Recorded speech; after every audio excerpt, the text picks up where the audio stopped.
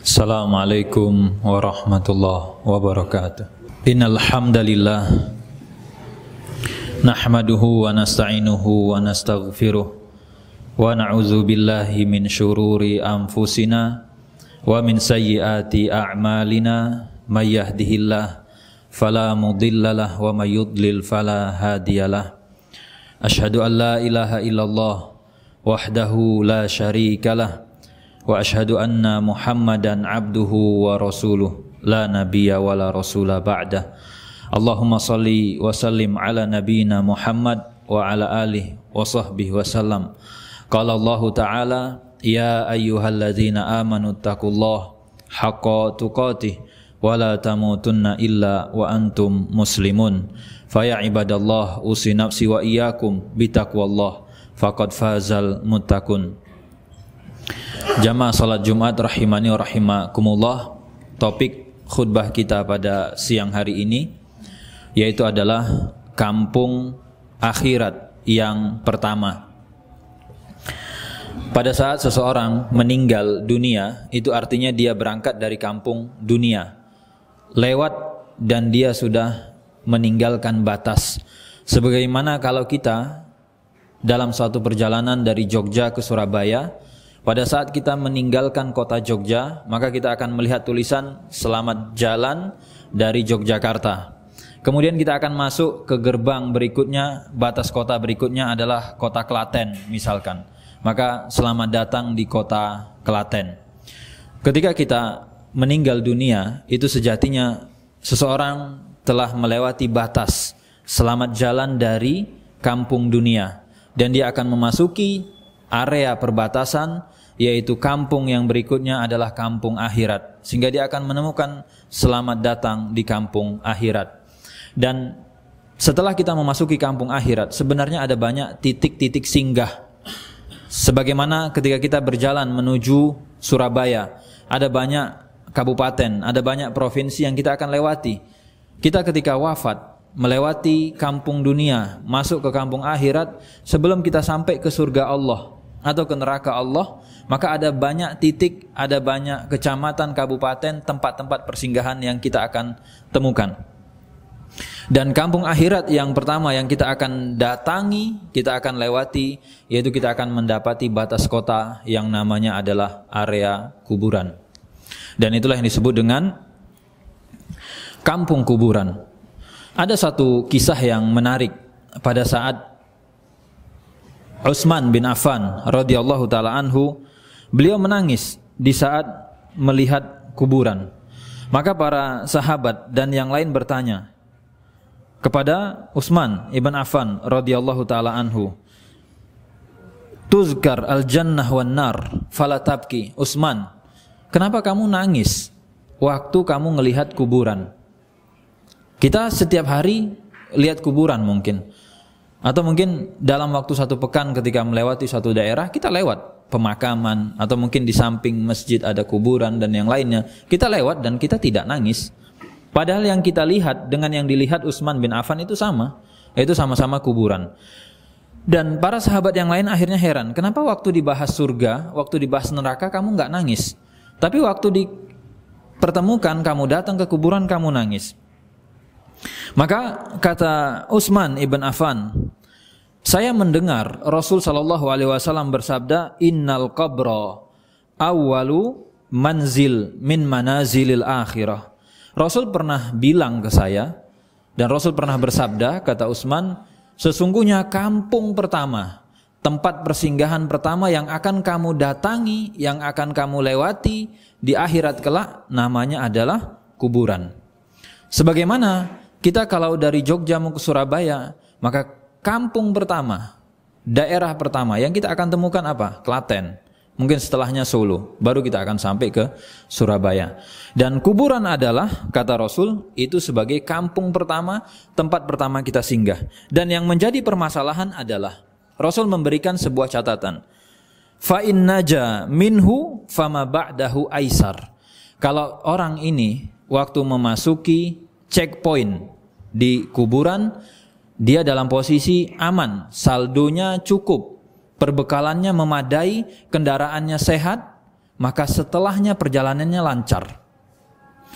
Namun kata Rasul, wa illam yanjah minhu fama ba'dahu asyad. Kalau ternyata begitu memasuki checkpoint, pintu awal kampung akhirat ternyata bermasalah. Mungkin surat menyurat kendaraannya tidak lengkap, bahan bakar kendaraannya tidak cukup, stok makanannya kurang, dan yang lainnya. Maka setelahnya itu akan banyak masalah. Dan inilah yang ditangisi oleh Utsman ibn Affan, karena dia khawatir jangan-jangan waktu saya masuk ke kampung akhirat, waktu saya meninggalkan dunia, berbekalan saya nggak cukup, kendaraan saya nggak sehat, modal saya kurang, sehingga saya nggak sampai ke Surabaya, saya nggak bisa sampai ke surga Allah, nyangkut di neraka Allah. Dan kalau kita bicara perjalanan dari Jogja Surabaya itu gampang, sampai Klaten mobil kita rusak, gak bisa dinyalain, gampang balik lagi ke Jogja. Sampai Klaten dompet kita hilang, HP kita dicolong orang, gak ada duit untuk berangkat Surabaya, gampang balik lagi ke Jogja. Jalan kaki Klaten Jogja masih gampang. Tapi begitu sudah masuk ke dalam kuburan, gak bisa kita mundur. Ini ternyata dulu kemarin waktu sholat saya bolong-bolong, waktu ibadah saya tidak maksimal, modal saya kurang, tidak bisa, ya Allah balik dulu ke dunia. Makanya inilah yang membuat Utsman bin Affan itu sampai menangis pada saat melihat kuburan. Jangan-jangan waktu melewati checkpoint, melewati kampung yang pertama dari kampung akhirat, posisi saya nggak aman. Dan kalau kita bicara pintu tol, itu masih gampang, saldo kurang, nanti di akhir mau exit tol, kita tinggal top up, bayar. Di akhirat tidak bisa. Begitu masuk, kurang modal kita, kurang saldo kita, maka sengsara perjalanan kita. Kita bisa bayangkan nyorong mobil, atau kita bisa bayangkan jalan kaki, dan begitulah kurang lebih gambaran perjalanannya. Dan kemudian Rasul tutup hadis ini dengan mengatakan, ma ra'aitu manzaron qattun illal qabr afza'u minhu. Dari semua yang pernah saya lihat, kata Rasul, hanya satu pemandangan yang paling mengerikan dan paling menakutkan, yaitu adalah kuburan. Jadi Rasul banyak melihat, kita banyak memandang. Mungkin ada peristiwa-peristiwa kita melihat ada orang kecelakaan, mohon maaf, mungkin tangannya terpisah dari badannya, kakinya lepas dari kepalanya, atau hal-hal lain, misalnya orang lompat dari lantai 10 jatuh dan di depan kita, atau hal-hal lain yang menurut kita itu seram, menurut kita itu mengerikan. Tapi Rasul bilang itu belum begitu mengerikan jika dibandingkan kamu ngerti apa yang ada di kampung kuburan. Dan Rasul yang langsung mengatakan, daftar pemandangan paling menakutkan di dunia ini nomor satunya adalah kuburan.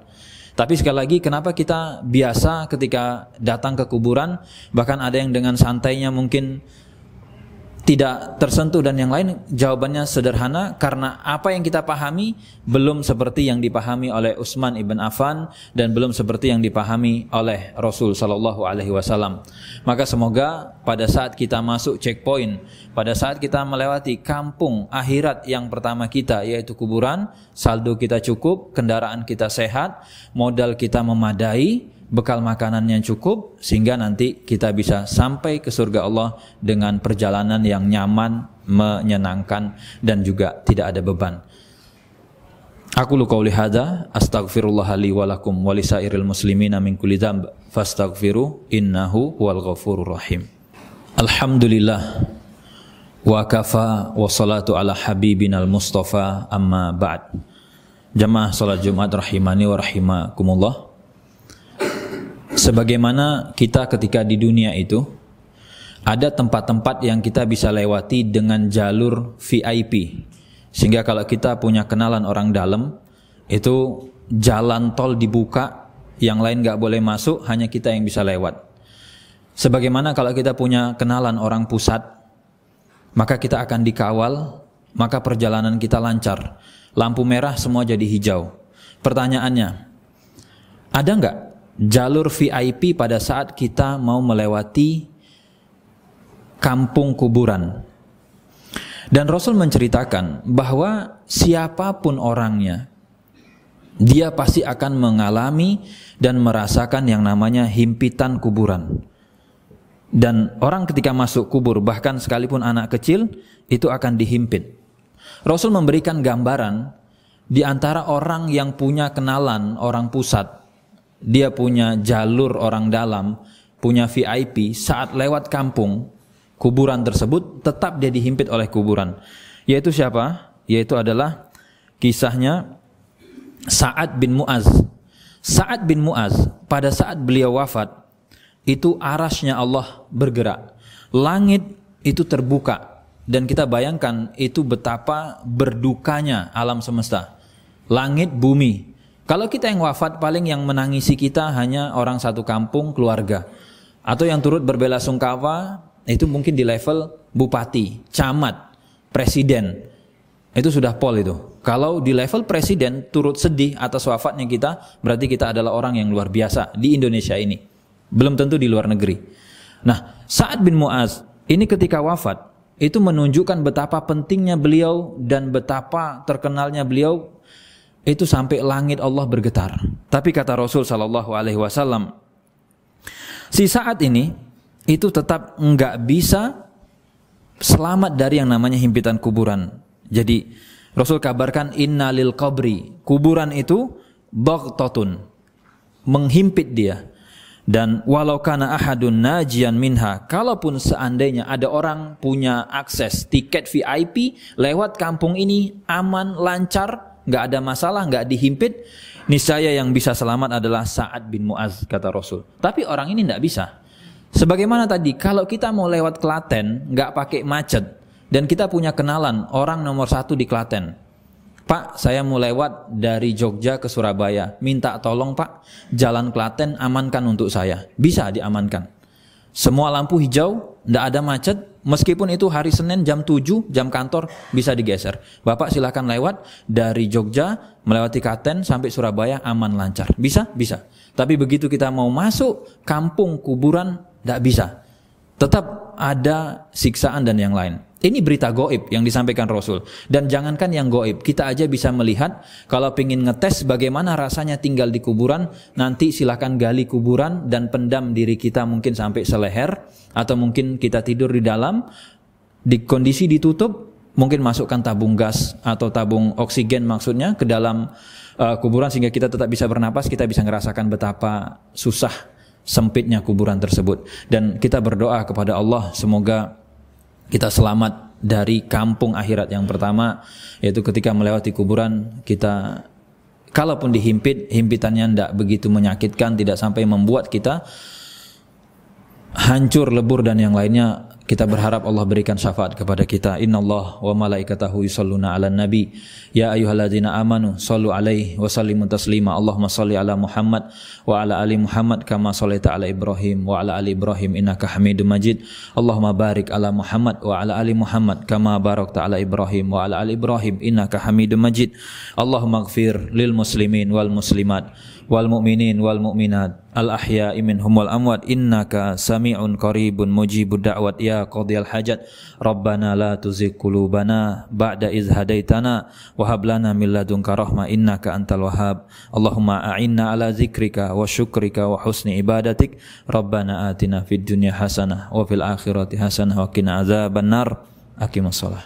Haji Furoda bareng Ustadz Amin Nurbait hanya $18.000 US. Hubungi 0812 9090 4331.